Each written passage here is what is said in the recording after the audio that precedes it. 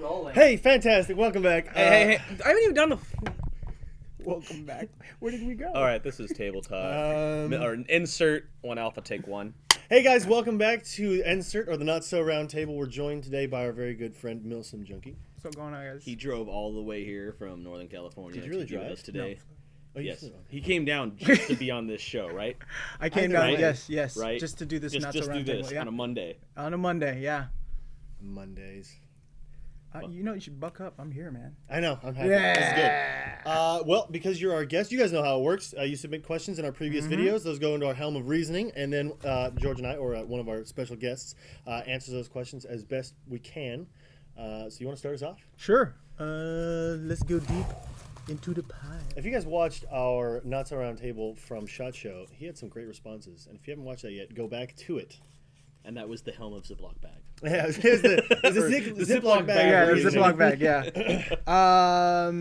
Jacob Burnett says, "Hey guys, what is the most enjoyable real steel gun you've ever fired?" Ooh, that's a good question. Ooh, that is. So far, the most favorite real steel firearm I've ever fired has to be the Steyr AUG. I did it at SHOT Show this past time. Interesting. Yeah, That's a bullpup. I've Yeah. shot a bullpup before. I was Yeah, I've shot the Tavor too, and that's an amazing rifle as well too. But the AUG was just blew me, out of the water. Like in terms of bullpups, that's like the original bullpup when you think of bullpup designs, and that it exceeded every expectation I ever had of it. I've never been in the same room as a real Steyr AUG. Oh my gosh, it's amazing. Well, I mean, You have a kind plethora of of brought options. this up before when we Yeah. talked about what guns we've shot. Yeah, but we were what's talking about. what's your favorite that you shot that night? Because it'd probably be Okay, one of but it those. wasn't that That night. night? Okay. My favorite wasn't that night, and this is an honest response. While my favorite that night was the BAR that we fired. Ooh, a or bar. no, well, not the BAR. It was the 1990. Browning. The 1990. 1990. Oh, old school. That was super cool. But I think my favorite gun that I've ever shot was a Remington 700. And I shot it. It was a buddy of mine's. I was staying out in Arizona, and you know Arizona. Free country. Anybody on that hill over there? No. Yeah. Fall down the veteran track. Wow. free state right there. Free state. Yeah, that was probably the most fun I've ever shot, and I didn't hit a damn thing. He had it perfectly zeroed, and I couldn't figure out how. What were you even shooting at? Just like dirt? No, like they had Just on that hill. plates and stuff that Oh, he brought okay, out in right, cans and plates on the things. hill, okay. But the problem is and this is a very small distance. 200 yards is like nothing, Yes. especially for a high-powered rifle like that. Yes. And he had like 10-inch targets, and he was like, "Just hit the corner, that'd be good, just somewhere around there." And I couldn't do it. It was not working out. He needs help. He needs help. Someone needs to teach him. Yeah, some shooting. yeah, Help. absolutely. Probably an M1. And I've Really? shot a lot of different things, but I'd say that our family's M1 Garand is really a joy to shoot. When you find some original of the clips, they're actually clips. Yeah. And when you're shooting that, it's really strange action on that gun. It's got a lot of kick to it. 'Cause there's no rubber pad or anything. It's right into your shoulder. Ooh. So and it's Well, here's a question for 308, you. right? So those like those clips, right? no, it's not a stripper clip. It's like almost like a cup. You Okay. stack 8 rounds in it, and and when all 8 rounds are in it, it's kind of like sandwiches them, and you slide them in. So is that clip reusable? Yeah. Okay, so after Just it's load ejected, them you in, just reload. They made okay. it as cheap as possible though during those times because they just didn't care at that point. But obviously, they're hard to come by, so you want to make sure that you pick them up. But as many as you can. that one's really fun. I've shot the 303 that we own is really nice on Old Springfield. That thing has a lot of kick, and I've shot some really cool stuff. You know that. So Yeah. I'm a little. Well, now I feel bad. I've only shot mostly modern guns. You guys like relatively pretty it's old. just it's different. It's a Yeah. different experience. But I mean, the 1919 was fun at SHOT Show. The AK at SHOT Show was fun. 240, all that stuff. Yeah. I'll tell you what I did not enjoy. I did not enjoy shooting the Uzi. Yeah, Really? that That I don't sucked. like to use I it was either. like, this is That the thing's like worst personal carry. experience. Like That's what I'm saying. Like it's Secret just Service. uncomfortable. Yeah, that's I true. didn't like you know it. what gun I didn't enjoy shooting? The Chris. really. I had a really bad experience with the Chris. It just kept jamming. It was The just- real one. the real one. Airsoft one is. Yeah, no. I'm talking about real one here. And I was we were shooting it for a bachelor party, and I wanted to clear the whole mag, and I couldn't do it. It'd go like 2 rounds and then jam up. The fact that you started it with, I was at a bachelor party, and there was a live firearm. This was Problem. before the Problem. drinking. This was before the drinking. Relax. All right, do you want to grab another question? Yeah, I'll grab one here. Help. All right, we have Cesar Cortez. Your 2014 predictions of the airsoft industry and community, positive or negative? Love the show, by the way. I'm gonna Again, say let me read positive. the 2014 predictions for the airsoft industry. So So we're what are already we like a third into 2014. Yeah, but I think technically we're a fourth. A fourth. You could do math, right? I make numbers. I'm gonna say second quarter of 2014. That's pretty much where it's at. Still not even the second quarter of. No, he's saying his prediction is that it's going to be like that's where it's gonna be, that's where it's at. Yeah, I think it's going to be a good year for airsoft. Yeah, I can't see why it would be a bad year. Yeah, I mean, legislation aside, I mean everything's been going up and up. Well, that really only affects us. For the rest of the world, no, that affects everybody in the States. From what we saw at Yeah, SHOT Show, the stuff that we did see, yeah, the stuff that is planned to come out later this year is pretty exciting. yeah. The stuff that G&G's bringing out and a couple of the other brands that are, really developing some cool stuff. I'm excited to see what KWA, if either of the guns in those two Lexan cases come out this year. Talking about the SMG, right? The little, yeah. I don't know. And their one proprietary thing that uses. All right, 45 I like how he megs. cuts off. Yeah, let's keep going. All right, here we go. What'd you do, Matt? What's happening? Oh, nothing. Go ahead. Jake Roth asks, do you use any communication system when airsofting? Yes. I do. Even in CQB situations, I'm probably not as like in depth as these two guys are when they play their big Milsim ops. I use literally a Code Red headset, which will hook up right into a walkie, and I'll use it to communicate just a position where I'm at to make sure where everybody's at. So, See, even in CQB, it does come in handy. Oh, I don't care what absolutely. anybody says, because Yeah. it's a lot easier to talk really loudly than go, "Hey, he's over there." yeah, don't get me wrong. I still communicate that way too. Oh, no, I yeah, hate that way. It's the best I though when hate you're that playing way. against somebody who has no comms and you can hear him on the other side of the wall going, "He's in here." like, maybe I should back up. I'm gonna back up. You and I have the same radio. We have an HYT 580. They have the TC 580. TC 580. Good radio. Fantastic. What I've learned though is that excellent radios can be had for much less. Yes. Right? I mean, it's the same question with ICOM. Like, I love the ICOMs, and then we got the HYT. And it was like, why would I pay $500 for a radio when I could spend $200? And after using the other radios that we've got here at Evike.com, it's like, well, why would I spend $200? Those radios. The problem with those radios is they get a little bit too much interference from elsewhere. The HYT won't have that issue. That's true. And the HYT is waterproof to a degree.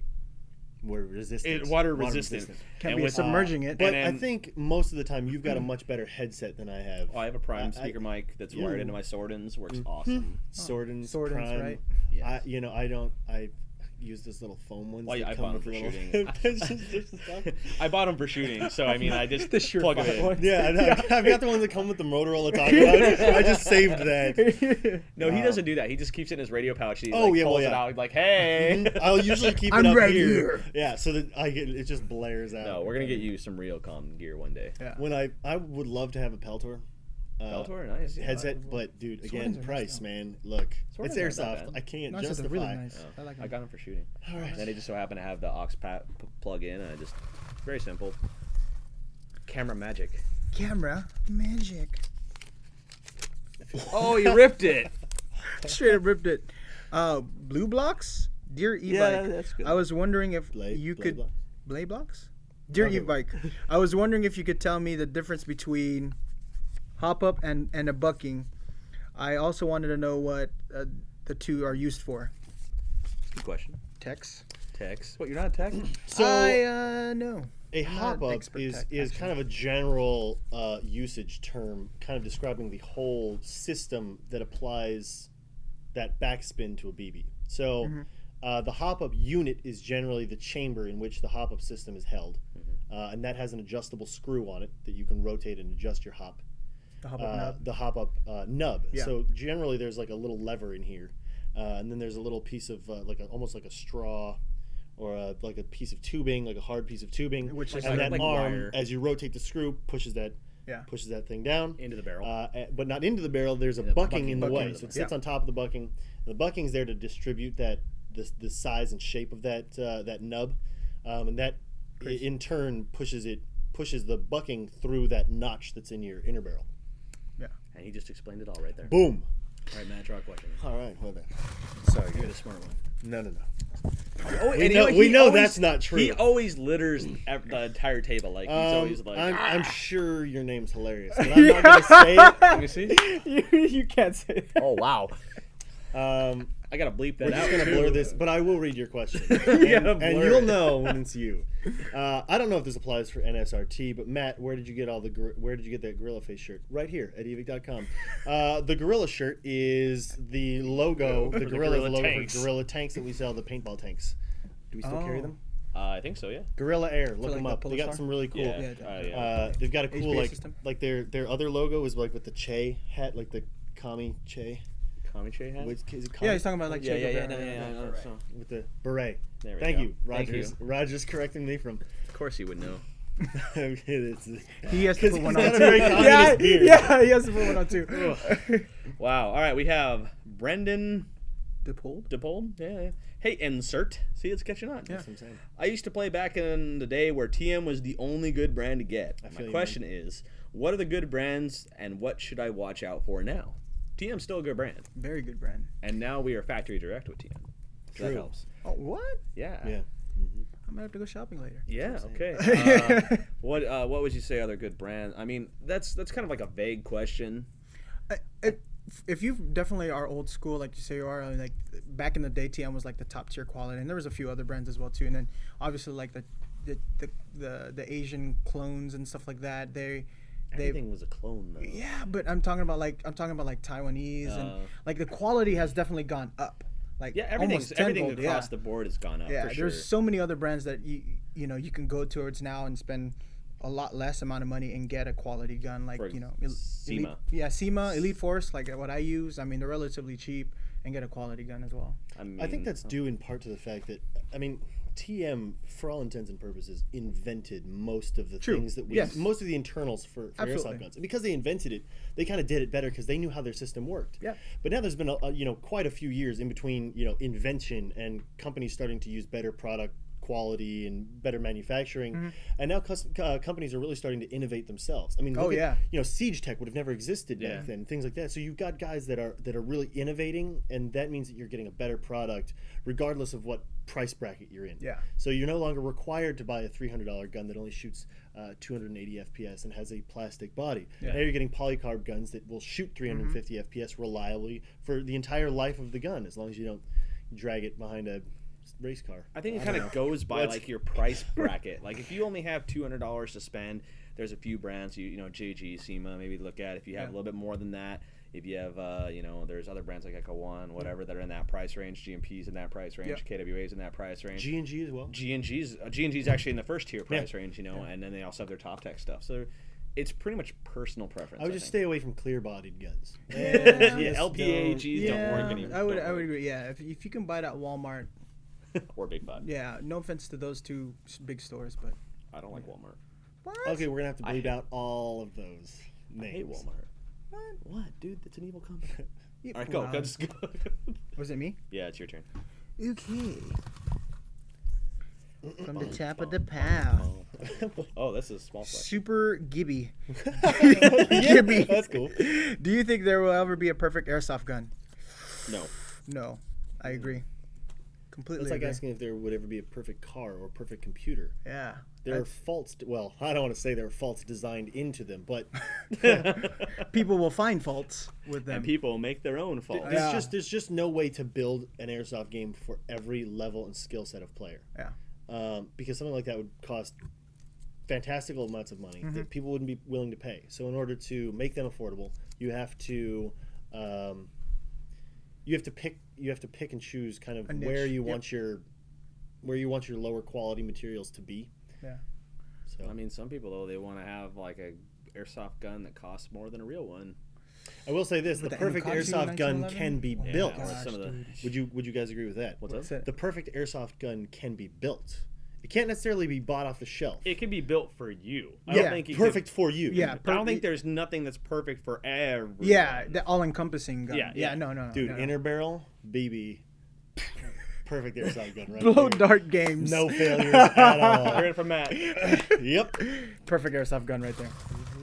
Perfect airsoft. Although the revolvers are pretty flawless. I mean, there's as long as you like have a no Dan experience. Wesson revolver. Oh, of course. They're Duh. so limited in terms of their failure points. It's really just air and a hammer. There's no Yeah. blowback functionality. and it There's hurts, not even and it hurts when it hits you in the special spot you were talking about last week. Dwayne asks.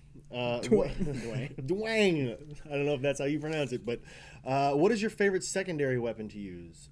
In parentheses, pistol, shotgun, micro SMG, and how often do you use it? I know your answer, pistol. But you never use it. Yeah. There you go. Matt's answer's done. My aunt's pistol. I mean, even with my real steel shooting, it's all pistol. I mean, I'm very proficient with it. Yeah. And George? Pistol. Well then, there you go. Pistols. Pew pew pew. Moss pistols.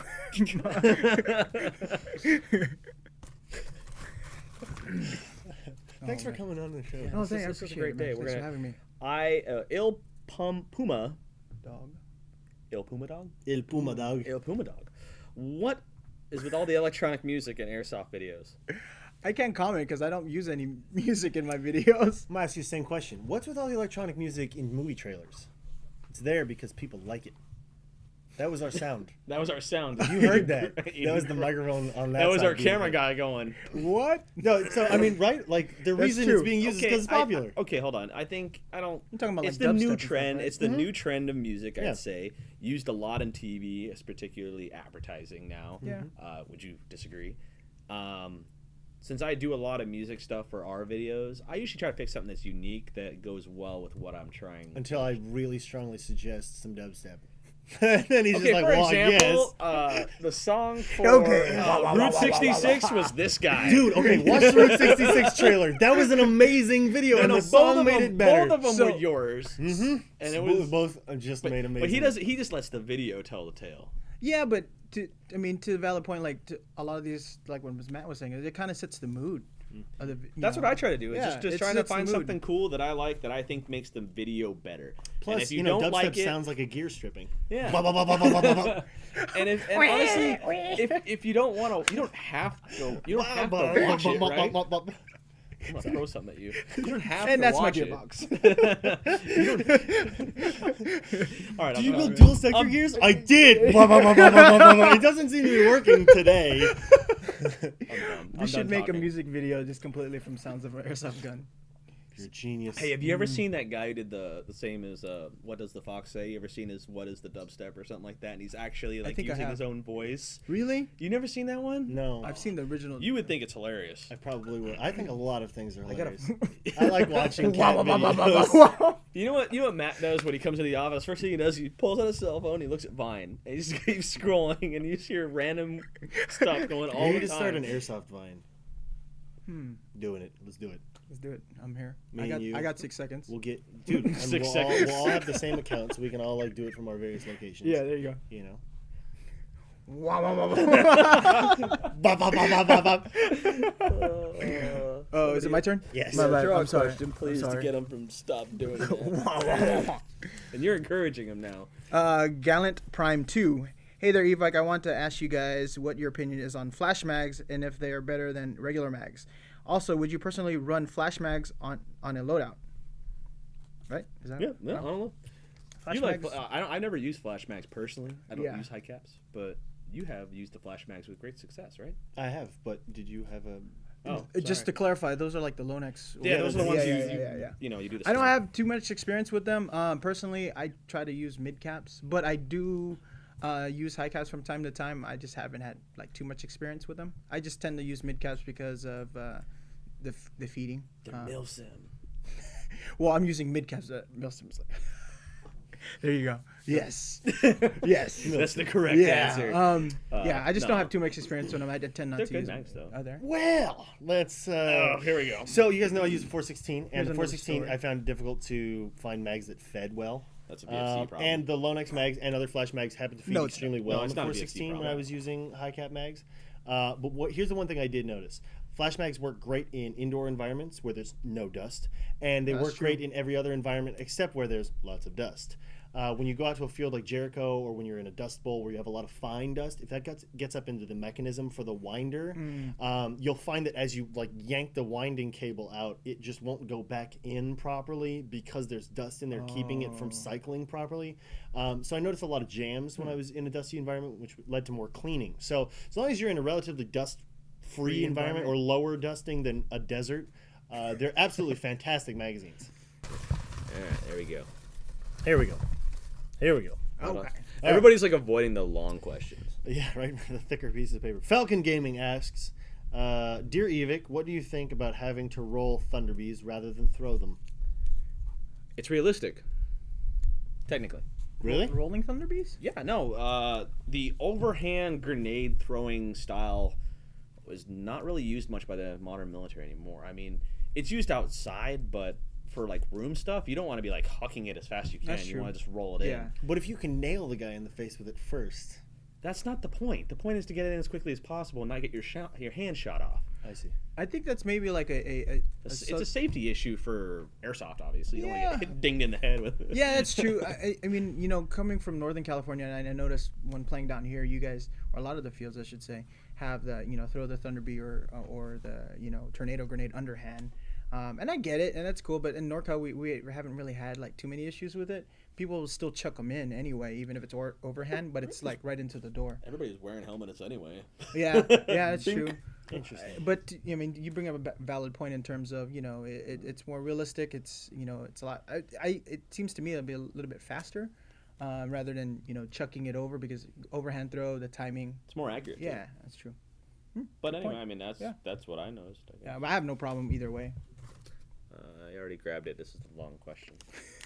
Why'd I do that? We're here now. This is JP knee.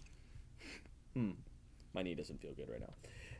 Hey, Evike, and insert guest. That's you. I'm pretty new to airsofting. I've recently bought a new AEG. When I shoot semi, sometimes it will lock up and stop shooting. When I put the full auto and shoot, then switch back to semi, it'll go back to normal. My question is, why is this happening, and what can I do to prevent this from happening? Is it normal for all AEGs to do this? It's common. It's a very common thing. It's common. Yeah. It's usually an issue with the trigger mechanism. Sometimes it's kind of hard to explain. The trigger has these two posts that lock it into place. And when you try to move it, it sometimes can lock up. And the reason full auto fixes that is it releases the lock on the trigger that makes it go semi, the cutoff lever. One way to help that not continue to happen is make sure when you're pulling the trigger, you're doing a complete trigger pull and not half pulling it, because that's just like shorting out the contacts, and because that arcing is causing not a full rotation of the motor and the entire piston assembly. That's why you're locking up. Yep. Yeah. And that's why your cutoff lever doesn't fully tend engage. to normally happen like on semi-only or semi-only fields, or when you're shooting semi. Yeah, especially when you're trying to put down a lot of rounds very quickly, and you're not getting a full trigger pull. Yeah. Or go to a MOSFET. That kind of eliminates the problem. Except my 100%. My MOSFET broke this weekend. My Chimera broke. I don't know. It's probably a simple fix, but it still broke. I don't want MOSFETs. New technology. It's for. Dang it! Why'd you grab the big I piece don't of know. paper? Nash Pure. Prior. It's all right. Prior. I butcher people's names. Sorry, dude. Hey guys, just wanted to say I love the show. Keep them coming. My question for you guys is, what does Sportline mean? Are the Sportline airsoft guns better or worse than non-Sportline guns? What is the difference between the two? I always thought Sportline was like just a. It's a more competitive brand. It's a more it's a brand that's oriented to the budget-friendly airsoft. Correct, like more of the wallet-friendly stuff. Yeah. Okay, you're using competitive though. You're using competitive though, and affordable. Okay, it's affordable. Yeah.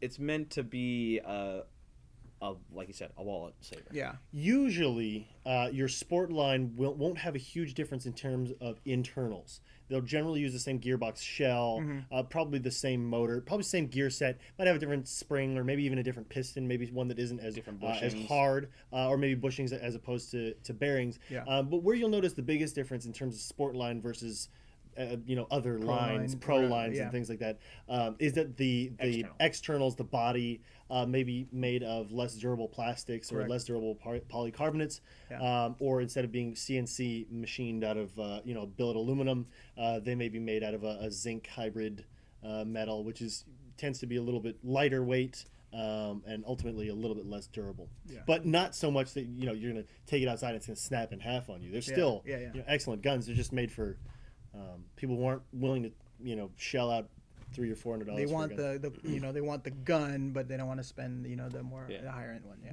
All right, Matt. Last question. Last question. I get a good one. Here we go. Watch it be the shortest one. Haha. Yes, he is. He did. He was gonna grab one that was longer, and then he grabbed the shortest one he saw. He's a cheater. You should rip him a new one. Maybe we'll get 2 questions now. All right. Delta Force Airsoft 579 asks, "Dear Not So Round Table, what are your jobs at Evike? What's your job at Evike?" I just show up. He's And our he does it well. he's our resident new celebrity. Yeah, To top pretty that much. celebrity. Yes. What is your job, Matt? I show up to annoy people. That's what I'm here for. That's Sometimes true. I get in front of the That's camera, true. but 90% of the time I think we'll agree that I'm just here to annoy everyone. He's just the face. Yeah. My job is Keep him. to keep him Out of trouble. Keep him out of trouble. I mean, I'm the video lead, I guess, if you want to call it that. I do event lead stuff. I do a lot of everything. And a fantastic video editor. I do a lot of video editing. And a great Not So Round Table host. Oh, absolutely. I agree to go on this against There you my go. will. Now You're I'm on it. enjoying it. No, I'm I gonna don't put away the enjoy gun. it. Come on, you're getting. The only reason that we did this show is because you and I were talking, and we were talking about how we interact with each other, and you said you want to put that on camera, and I said no. It's a great. It's a great content. idea, yeah. It's And great now we're content. here, and we're all enjoying ourselves, especially me, because I get to annoy George. Yeah, like that time when he had that National Guard little thing, and he just yelled in my ear. What I brought national in like a mini plastic bullhorn. Yeah, I spent and the he whole hid day it. yelling He hid in it people's from me. ears. Oh yeah, before we filmed, I had it like God. down here out of the way. And like as he's talking, I brought it up, and it's in one of the He Not just, So he just Round went tables. on. I just grabbed it from. Anyway, So then the rest of the day, I was yelling in Shade's ear, and the other and then Roger. your job, is the MilSimJunkie.com. Yeah, baby. the one I tried and true is this right here. I just make I'm an Airsoft that makes YouTube videos. So it's one of those things. It's crazy where I get to travel and hang out with cool people, play the sport I love, and shoot guns, whether it's real steel or airsoft. And making some fantastic videos. Yeah, Thank you. he really you were kind of the first one to really, in the States at least, to really kind of bring out The sport, videos yeah. of, and no offense to other video people who do the same thing at the time, but I think that the CQB videos are always more entertaining than the people who are in the woods watching Yeah, people play. yeah. Boom. That's It a was word said. that. I said it. I'm not discounting that for this. It's because we're more indoor players. Yes, but indoors. You look at our own videos. Indoors way more interesting than outdoors. A lot, because a the lot things happens. happen A lot more. happened. Yeah, they happen a lot quicker. And you can see what's happening though too, because outdoors, if you shoot somebody 100 feet away, you don't even really know. Oh yeah, but playing and shooting somebody from 150 yards. I mean, that's an awesome feeling. Well, that just about does it for this episode of the Not So Round Table. Thanks for joining us once again. And thanks again for joining us Thanks. on our Appreciate it, on our guys. show. Check if you guys out want his to check out channel. his YouTube channel, it's MilSimJunkie1 on YouTube. I think we've talked about that, why MilSimJunkie. you chose one in one of the previous. Yeah. But if you guys have any future questions, submit them to our Helm of Reasoning, and we'll get to them as Cool. Okay, bye. We're out of here. I'm done. All right, we're done. Now we can talk about other things.